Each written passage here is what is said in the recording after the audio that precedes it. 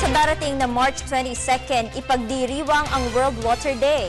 Ito ay ang pagpapaalala sa mundo ng kahalagahan ng tubig sa sanlibutan.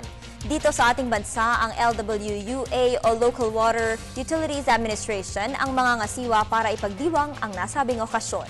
Muli tayong babalitaan ni Dina Pagibitan. Ang Pilipinas ay isang arkipelago kung saan sagana at napapalibutan ng tubig. Ngunit sa paglipas ng panahon, tila nasasamantala ng mga tao ang yamang ito. Nariyan ang labis na paggamit ng tubig at hindi pagpapahalaga sa biyayang buhos nito. Kaya naman bilang pagdiriwang ng World Water Day sa March 22, ng Local Water Utilities Administration o LUA, kaakibat ang Philippine Association of Water Districts at Philippine Water Works Association, ang mga Pilipino na bigyang halaga ang tubig. Hindi natin napagtutunan ng pansin yung tubig kasi akala natin hindi naubos yan, which is not true. So we observed the World Water Day dahil mukhang there is no emphasis on conserving water as well as the water sources.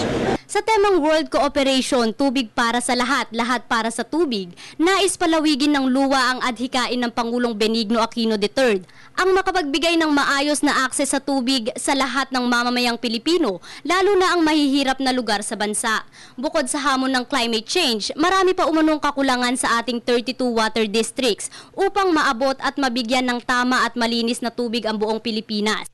Naman patuloy ang pagsasaayos ng kanilang sistema para sa serbisyo publiko.